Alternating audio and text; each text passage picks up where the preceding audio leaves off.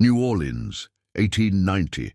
The St. Clair mansion stood as a testament to old money and older secrets on Prytania Street, its columned facade gleaming in the late afternoon sun. Inside, preparations for Eleanor St. Clair's 18th birthday celebration were underway, the servants bustling about with silver platters and crystal glasses. "Mind the mirror in the foyer," Martha, the head maid, cautioned a younger servant who carried a large floral arrangement. "Mr. St. Clair would have your position if so much as a petal touched the frame." The enormous Venetian mirror had been in the family for generations, transported from their ancestral home in France. Standing 8 feet tall with an ornate gold frame depicting twisted vines and faces that seemed to change expression depending on the light, it dominated the entrance hall. Cleaning staff had long complained about strange smudges that appeared on its surface no matter how often they polished it. Eleanor stood before the mirror, adjusting the cameo brooch at her throat. Her reflection stared back, golden hair swept up in the latest fashion, pale blue dress accentuating her slender figure. But for just a moment, so brief she questioned whether she'd seen it at all, a shadow seemed to move behind her reflection, though no one stood behind her in the empty foyer. "You look every bit the society lady," said Thomas St. Clair, appearing at the doorway. Her father's voice carried the distinctive aristocratic drawl of Louisiana's elite, though the St. Clair fortune had begun to wane in recent years following bad investments in failing sugar plantations. "Thank you, father." Eleanor smiled, pushing away the unease that had momentarily gripped her. "Is mother ready?" "You know your mother." Thomas sighed, checking his pocket watch. "Perfection takes time, as she reminds me."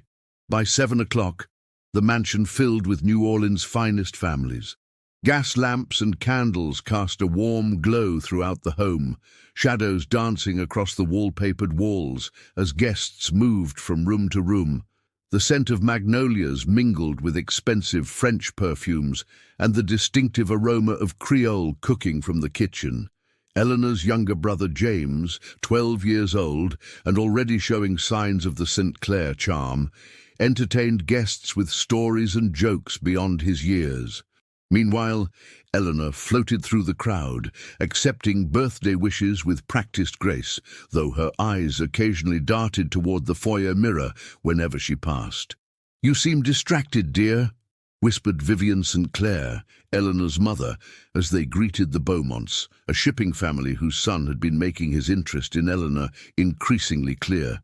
"It's nothing, mother, just excitement." "Well, compose yourself. The Beaumonts have considerable influence at the bank, and your father could use their good graces." The undercurrent of financial worry was ever present in the household, though carefully concealed from society. Thomas St. Clair had leveraged much of their property to maintain appearances, a fact known only to the immediate family and their lawyer. As dinner concluded and guests gathered in the main parlor for dancing, Eleanor slipped away to catch her breath. The foyer stood empty, the sounds of the string quartet muffled by distance. She found herself once again facing the mirror, studying her reflection. "Happy birthday to me," she whispered. The reflection smiled back, a beat too late. Eleanor froze. Her heart hammered against her ribs as she stared, unable to look away. The reflection's eyes seemed darker, its smile stretching just a fraction wider than her own. Then, unmistakably, it tilted its head while Eleanor stood perfectly still. A scream built in her throat, but before she could release it, her brother's voice broke the silence. "Ellie, father's calling for you. It's time for the cake." Eleanor spun around to see James standing at the parlor entrance. When she glanced back at the mirror, her reflection was normal again, mimicking her movements precisely. "James," she said, her voice wavering, "do you ever notice anything strange about this mirror?" The boy approached, standing beside her to regard their reflections. "Mrs. Devereux says it's haunted," he replied matter-of-factly. "She claims she saw grandfather in it last year, right after he died. Mrs. Devereux believes in voodoo and carries gris-gris bags." Eleanor scoffed, though the hairs on her arms stood on end. Maybe she's right about some things, James shrugged. I heard Father telling Mother that Grandfather hid something important in this house before he died, something valuable enough to solve all Father's problems. Before Eleanor could question him further, Thomas St. Clair's booming voice called them both to the parlour. Eleanor cast one last look at the mirror, unsettled by how its surface seemed to ripple like water disturbed by a stone. The birthday festivities continued well past midnight, with guests gradually departing until only family and the closest friends remained. As Eleanor bid good-night to Charlotte Beaumont, her dearest friend since childhood, she couldn't help but share her unease. "The strangest thing happened earlier," she whispered, pulling Charlotte aside. "I could swear the mirror in the foyer moved on its own." Charlotte's eyes widened. "Your grandmother's mirror? The one they brought from Paris? You know about it?" "Everyone knows about it, Ellie. Your grandmother was rumoured to practice, well, things proper ladies don't discuss." Charlotte lowered her voice further. "They say she used that mirror for communion with the other side." "That's ridiculous," Eleanor said, though uncertainty crept into her voice. "Perhaps, but my mother told me your grandmother died right in front of that mirror, her fingertips pressed against the glass as though reaching for something, or someone, on the other side." A chill ran down Eleanor's spine as the grandfather clock in the hall struck 2. The remaining guests took this as their cue to depart, leaving the St. Clair family alone in the now quiet mansion. As Eleanor climbed the stairs to her bedroom, exhaustion finally settling in, she heard her parents' hushed but heated voices from the study. "The bank won't extend any more credit, Vivian. We've run out of options." Her father's voice carried the weight of desperation. "What about your father's investment? You said he left something of great value." "If I knew where to find it, don't you think I would have claimed it by now? All he left was that damned riddle about what reflects but doesn't shine, and holds more than what's confined." Eleanor quietly continued to her room, their words echoing in her mind. She drifted off to sleep, thinking of mirrors, hidden treasures, and the distinct feeling that someone, or something, was watching her from behind a veil of silver glass. She awoke with a start hours later, the mansion silent and dark. The clock on her bedside table read 3:17 a.m. A sound had roused her, a faint tapping like fingernails on glass. Eleanor sat up, listening. The sound came again, rhythmic and deliberate. Wrapping her robe around her nightgown, Eleanor lit a candle and ventured into the hallway. The tapping grew louder as she descended the stairs, leading her inexorably toward the foyer. In the flickering candlelight, the great mirror seemed to pulse with a life of its own. Eleanor approached slowly, her reflection drawing closer with each step. But when she stopped, her reflection continued forward until its hands pressed against the glass from the inside. Eleanor stifled a scream as her doppelganger smiled, a cold, knowing smile that never reached its eyes. Behind it, shadowy figures moved in what appeared to be a reversed version of the foyer, as though the mirror were a window to another world. "Who are you?" Eleanor whispered. Her reflection's lips moved, but instead of Eleanor's voice, a different sound emerged from the glass, a hoarse whisper that seemed to come from everywhere and nowhere at once. "We are the Watchers," it said. "We have always been here, in the spaces between reflections. Your grandmother knew us well." Eleanor took a step back, her candle trembling in her grip. "What do you want?" "What all trapped things want, Eleanor St. Clair. Freedom." The reflection's eyes darkened until they were nothing but empty sockets. "Help us cross over, and we'll show you where your grandfather hid his fortune." A noise from upstairs broke the moment. Someone else was awake. When Eleanor looked back at the mirror, her reflection had returned to normal, mimicking her frightened expression perfectly. She retreated to her bedroom, convinced she must have been dreaming, yet unable to shake the bone-deep certainty that whatever lived in the mirror had been watching her family for generations, waiting patiently for the right moment to emerge. The morning after her birthday, Eleanor awoke to grey skies and the persistent drum of rain against her window. Her dreams had been troubled, filled with twisted corridors and mirrors that led to places that shouldn't exist. The strange encounter in the night seemed distant now, easily dismissed as the product of an overtired mind and perhaps too much champagne at her celebration. "You look positively haunted, darling," her mother remarked at breakfast, eyeing Eleanor over the rim of her teacup. "Did you not sleep well?" "Strange dreams," Eleanor replied, avoiding her brother's curious gaze. "Well, I have news that might lift your spirits," Thomas St. Clair announced as he entered the dining room, newspaper tucked under his arm. "The Beaumonts have invited us to their summer home next weekend. Apparently, young Richard was quite taken with you last night." Eleanor nodded absently, her thoughts still lingering on the mirror and her father's late-night conversation about hidden fortunes. If her grandfather had indeed secreted away wealth before his death, it could solve her family's mounting financial troubles. "Father," she began carefully, "I couldn't help overhearing something last night about grandfather leaving a riddle about a valuable item." Thomas froze, his expression darkening. "Eavesdropping doesn't become you, Eleanor." "I wasn't. Your grandfather was a complicated man," he cut her off. "He spoke of many things in his final days, most of them nonsensical. It's nothing for you to concern yourself with." But Eleanor couldn't let it go. After breakfast, she sought out Mrs. Devereux, the housekeeper who had served the St. Clair family for over 30 years. The elderly woman was arranging flowers in the sitting room, her dark hands moving with practiced efficiency despite her age. "Mrs. Devereux," Eleanor said, closing the door behind her, "I need to ask you about the mirror in the foyer." The housekeeper's hands stilled. "What about it, Miss Eleanor? Is it true what they say? That my grandmother used it for unnatural purposes?" Mrs. Devereux sighed, looking around as though to ensure they were truly alone. "Your grandmother was a seeker of knowledge, miss. She studied things most ladies of her station would never dare touch." "What kinds of things?" "The old ways, the spaces between our world and others." Mrs. Devereux's voice dropped to a whisper. "She believed that mirrors were doorways, and that one in particular, the one your family brought from the old country, was special, a threshold." Eleanor's skin prickled with gooseflesh. "A threshold to what?" "To the other side, child, where the dead walk and where things that have never been alive watch and wait." The housekeeper fixed Eleanor with a penetrating stare.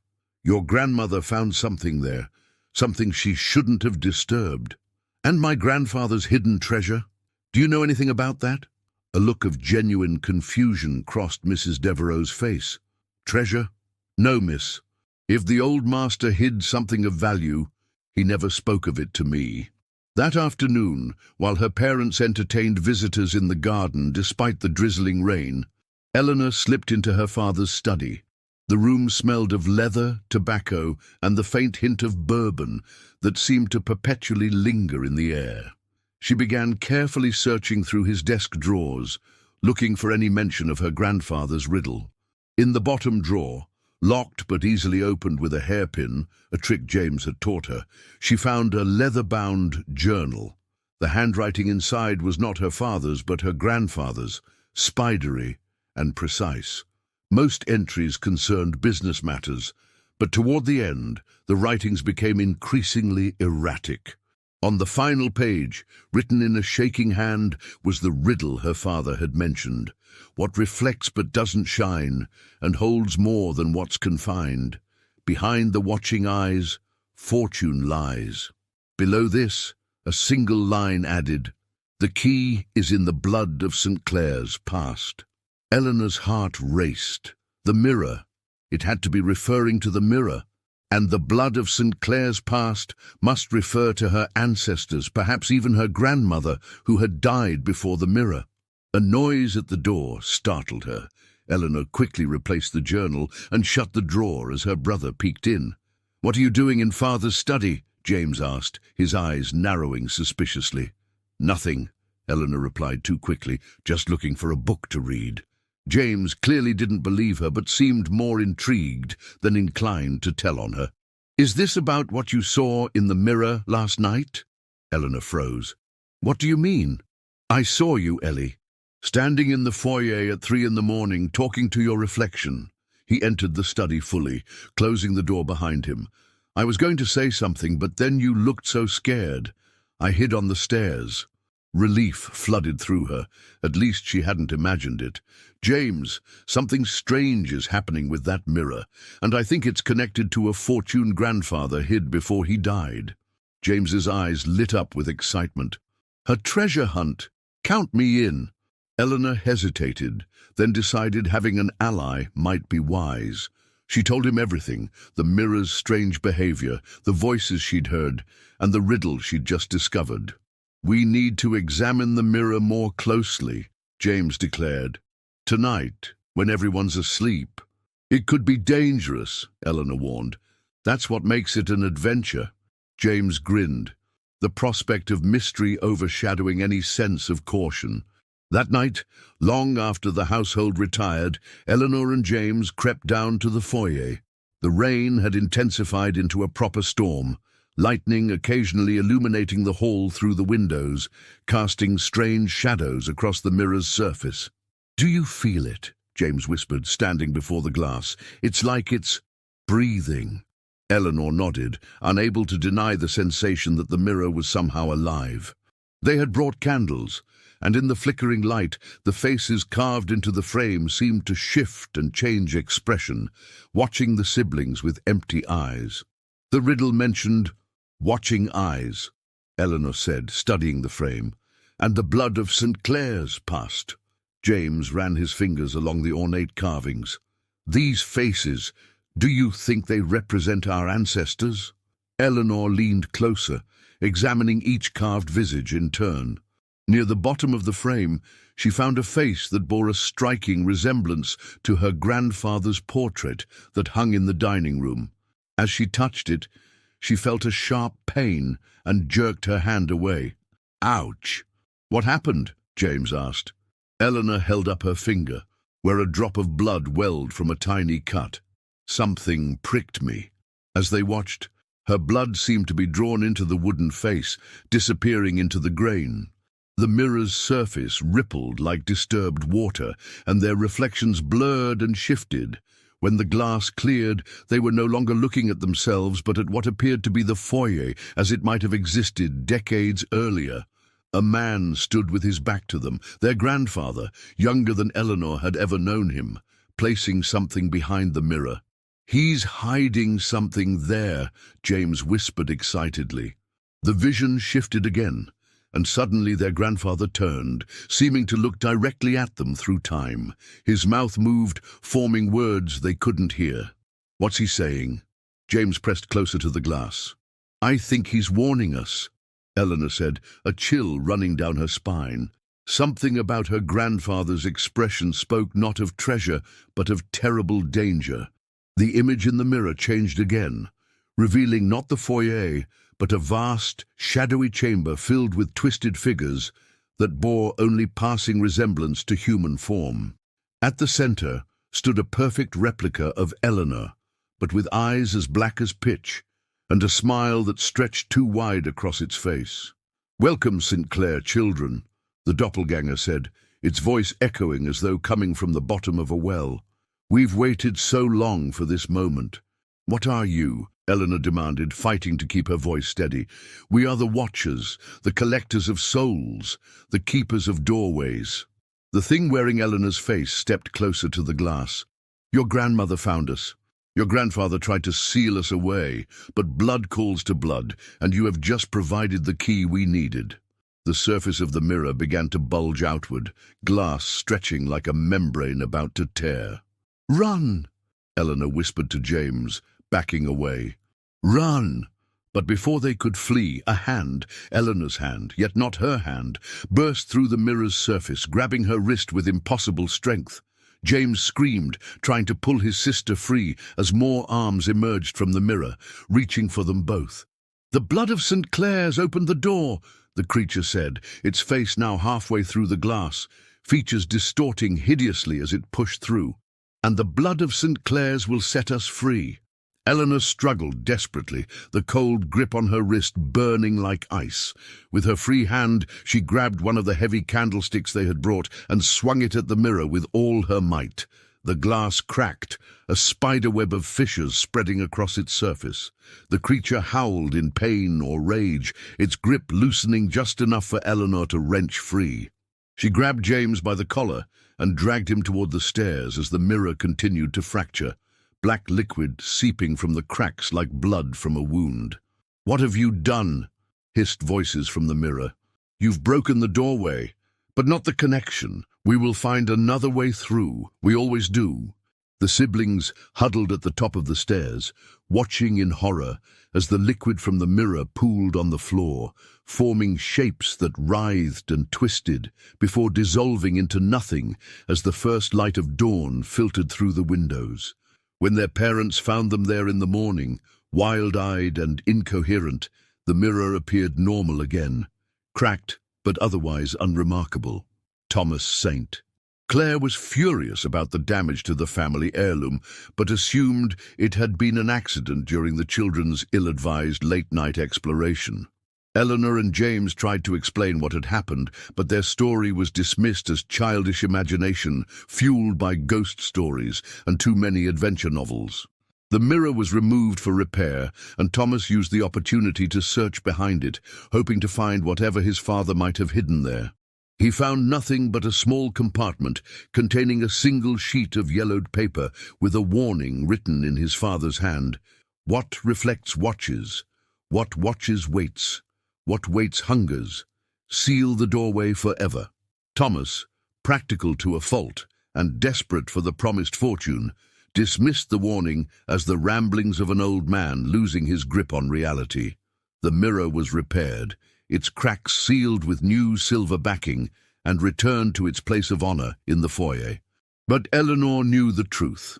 The creatures from beyond the glass were still there, watching and waiting, and when she caught her reflection, sometimes moving independently of her, or smiling when she did not, she understood that the doorway might be damaged.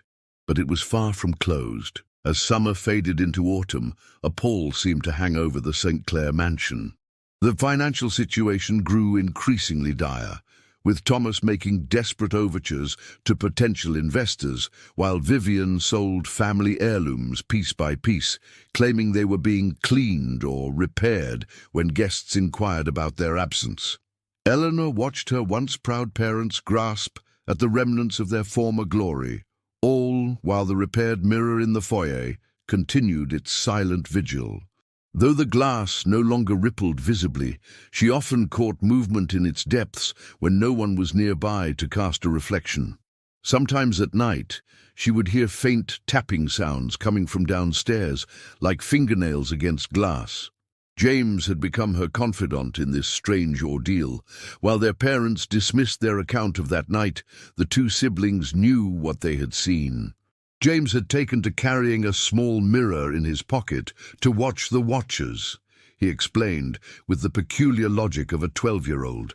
"I've been researching in Father's library," James told Eleanor one October afternoon as they sat in the garden, voices low to avoid being overheard. "I found a book about folklore from the region in France where our ancestors came from. It mentioned entities called les observateurs, the watchers." "What did it say about them?" Eleanor asked, shivering despite the mild weather.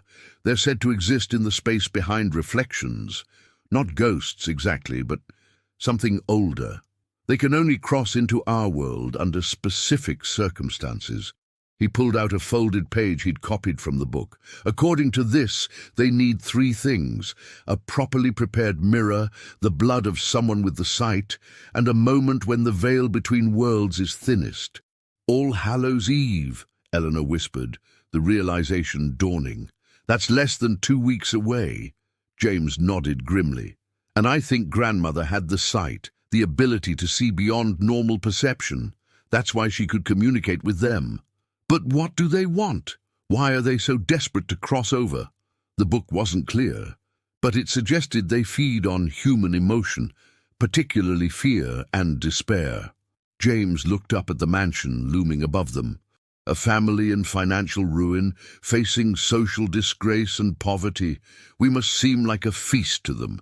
That evening, the St. Clairs hosted what would likely be their last major social gathering of the season.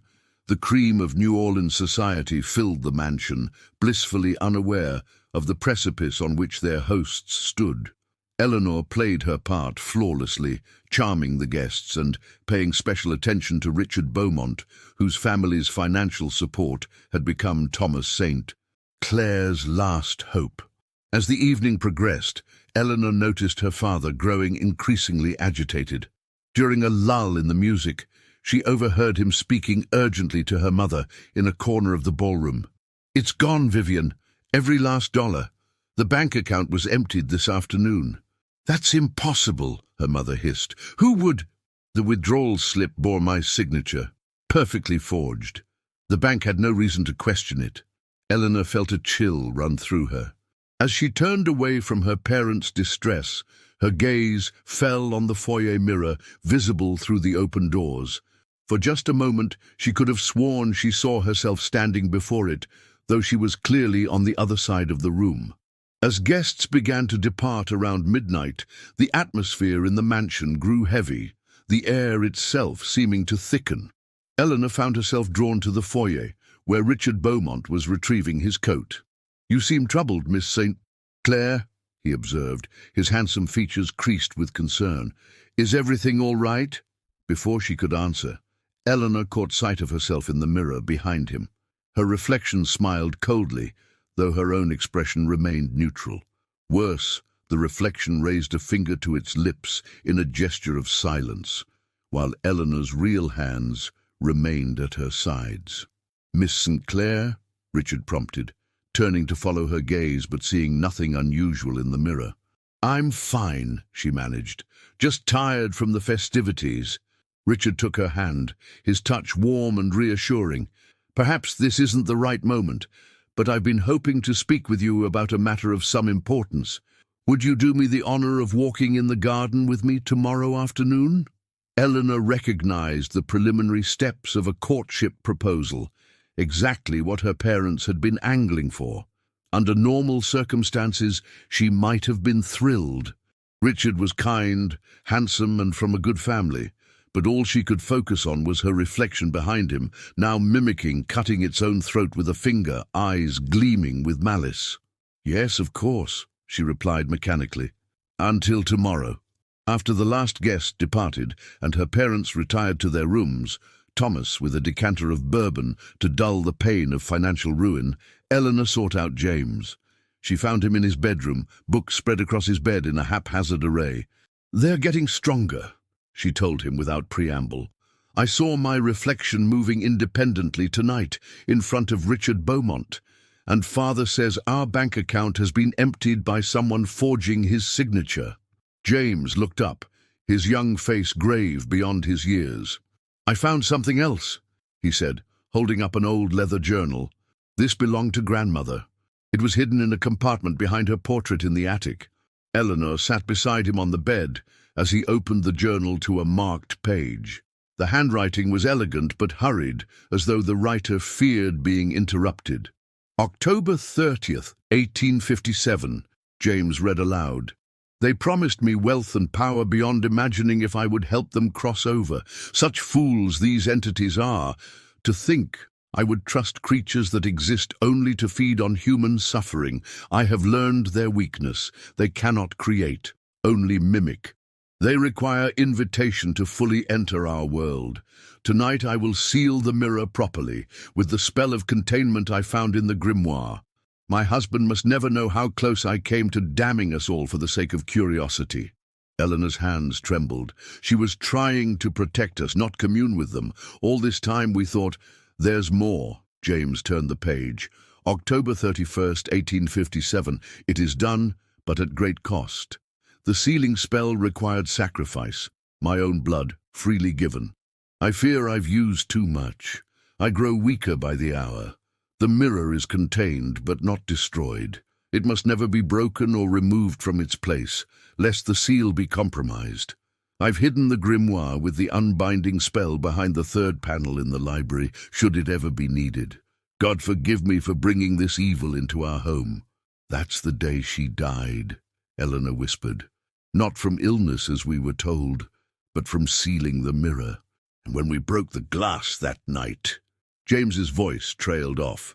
We damaged the seal, Eleanor finished. That's why they're growing stronger.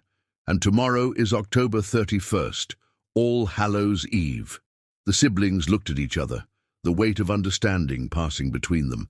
Their grandmother had sacrificed herself to contain the entities, and now, a generation later, they were on the verge of breaking free. We need to find that grimoire, Eleanor said, standing up. Now, while everyone's asleep. The St. Clair Library was a magnificent room spanning 2 floors, with shelves reaching to the ceiling and a rolling ladder to access the highest books. By candlelight, the siblings examined the wood paneling along the walls, looking for the 3rd panel their grandmother had mentioned. Here, James finally called softly, his fingers finding a seam that was slightly wider than the others. I think this is it. Together, they pried open the panel, revealing a small compartment behind it. Inside lay a black leather-bound book, its cover unmarked except for a silver mirror symbol embossed in the center. Eleanor carefully lifted it out, feeling a strange vibration pass through her hands as she touched it. Opening it revealed pages of text in multiple languages, Latin, French, and others she couldn't identify, interspersed with diagrams and symbols. How do we find the unbinding spell? James asked, peering over her shoulder. Eleanor turned the pages slowly, scanning for anything that might help. Near the middle of the book, she found a section titled Le Rituel de Déliement, the Unbinding Ritual. This must be it, she said, studying the text. It says the mirror must be unbound before it can be truly destroyed. Otherwise, breaking it would only release what's trapped inside. Can you read the instructions? Eleanor nodded, translating the archaic French as best she could. We need specific items, salt from the sea, a silver knife, candles made from pure beeswax, and... She paused, swallowing hard. The blood of someone with the sight. Like grandmother had, James said, and like you have, Ellie. You've always been the one who could see them most clearly. A noise from the doorway made them both jump. Martha, the head maid, stood watching them, her expression unreadable in the dim light. Mrs. Devereux said you'd come looking for the book eventually, she said quietly, entering the library and closing the door behind her. She's been waiting for this day since your grandmother passed. You know about the mirror? Eleanor asked. Martha nodded. Mrs. Devereux was your grandmother's confidant. She helped her perform the sealing ritual. The maid approached, looking at the open grimoire. And now the seal is breaking, isn't it?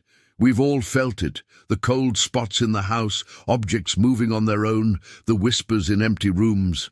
We need to perform the unbinding ritual before midnight tomorrow, Eleanor explained. All Hallows' Eve. It's when the veil is thinnest. Then we'd best prepare, Martha said with a decisive nod. I'll speak to Mrs. Devereux in the morning. Between us, we can gather what you need. As dawn broke over New Orleans, the St. Clair mansion seemed to hold its breath. Thomas St. Clair, facing financial ruin, had locked himself in his study with what remained of his bourbon. Vivian had taken to her bed with a migraine, unable to face the reality of their situation. Neither parent noticed the quiet determination with which Eleanor and James moved through the house, making preparations for the night to come. By sunset, they had everything they needed. Mrs. Devereux had provided the sea salt and beeswax candles, along with additional instructions passed down from Eleanor's grandmother. Martha had found a silver letter opener that would serve as their ritual knife. All that remained was to wait for the household to settle for the night. You don't have to do this, James told Eleanor as they sat in her room, watching the sky darken through the window. I could try. No, Eleanor said firmly. Grandmother's journal was clear. It has to be someone with the sight, and it has to be a St. Clair by blood. That means me. Outside, the wind had picked up, carrying the promise of a storm. Inside, the air grew increasingly still, as though the house itself were holding its breath. From downstairs came the distinct sound of tapping, fingernails on glass, more insistent now than ever before. As the grandfather clock struck 11, Eleanor and James made their way downstairs, joined by Mrs. Devereux and Martha. The foyer was dark, illuminated only by the candles they carried. The mirror seemed to drink in the light, its surface swirling with shadows that moved independently of any reflection. "They know what we're planning," Mrs. Devereux whispered, her old eyes fixed on the glass. "They'll fight us every step of the way." Following the grimoire's instructions, they formed a half-circle before the mirror, placing the sea salt in a line between themselves and the glass. Eleanor stood at the center, the silver knife in one hand, the book open to the unbinding ritual in the other. "Remember," Mrs. Devereux cautioned, "once you begin, you cannot stop until the ritual is complete, no matter what you see or hear." Eleanor nodded, her heart pounding.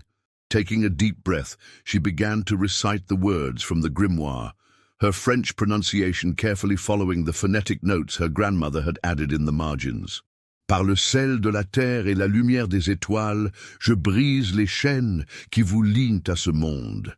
The mirror's surface rippled violently, and a cold wind swept through the foyer, though all windows and doors were closed. The candle flames bent horizontally, but did not extinguish.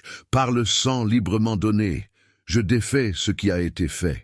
Eleanor raised the silver knife and, with a swift motion, cut across her palm. The pain was sharp but brief. She held her bleeding hand toward the mirror, letting the drops fall onto the salt line, which began to glow with a faint blue light. "Return to your realm," she continued in English, following her grandmother's translation. "This doorway is closed to you forever." A scream erupted from the mirror, not one voice but many, layered over each other in a cacophony of rage. The glass bulged outward as it had that night months ago, but this time multiple forms pressed against it from the other side, distorted faces and grasping hands pushing at a membrane growing ever thinner. "They're breaking through!" James cried, moving closer to his sister. "Keep going," Mrs. Devereux urged Eleanor. "The ritual isn't complete." Eleanor forced herself to continue, though her voice shook. "With the power of my blood and my will, I command you—" "Eleanor." The voice stopped her cold. It was her father's voice coming from the mirror.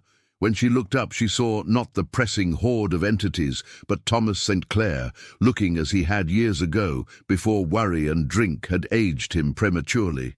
"Eleanor, stop this foolishness," the image of her father said. "Don't you understand? The fortune you've been seeking is here, with us. Your grandfather hid it on this side, for safekeeping." She faltered, the grimoire trembling in her hands. "It's not real," James hissed, grabbing her arm. "It's a trick." The image shifted, becoming her grandmother as a young woman, her eyes pleading. "Child, you misunderstood my journal. I wasn't sealing them away. I was ensuring they couldn't take what was rightfully ours, the wealth beyond imagining. Just reach through the glass and take it." Eleanor's bleeding hand wavered, drawn toward the mirror's surface, almost against her will. "Miss Eleanor," Martha's sharp voice broke through the trance. "Your grandmother gave her life to contain them. Don't let her sacrifice be in vain." Shaking herself, Eleanor resumed the ritual, her voice stronger now. "With the power of my blood and my will, I command you to return to your realm. This doorway is closed to you forever." The faces in the mirror contorted in fury, twisting into inhuman shapes as they howled their defiance. The glass bulged to its breaking point, the surface stretching like a membrane about to rupture. "Now, Mrs. Devereux shouted over the cacophony. "The final words." Eleanor raised her bleeding hand high, letting the blood drip directly onto the mirror's surface as she shouted the final phrase, "Par la lumière et la vérité, je vous bannis pour l'éternité." A blinding flash erupted from the mirror, throwing everyone backward. The glass seemed to implode, collapsing inward rather than shattering outward. A deafening shriek filled the foyer as the entities were pulled back into their realm, the doorway between worlds closing behind them. When the light faded, the mirror hung on the wall, intact but changed. Its surface was now black and opaque, reflecting nothing, a window permanently shuttered. "Is it over?" James asked, helping Eleanor to her feet. Mrs. Devereux approached the mirror cautiously, studying its surface. "The doorway is sealed, more thoroughly than before. Your grandmother would be proud." Eleanor wrapped her bleeding hand in a handkerchief Martha provided, feeling light-headed but triumphant. "But what about grandfather's fortune? Was it all just a lie to lure us in?" "Not entirely," came a voice from the stairs. Thomas St. Clair stood there, sober for the first time in days, watching them with clear eyes. "I heard everything. The shouting woke me."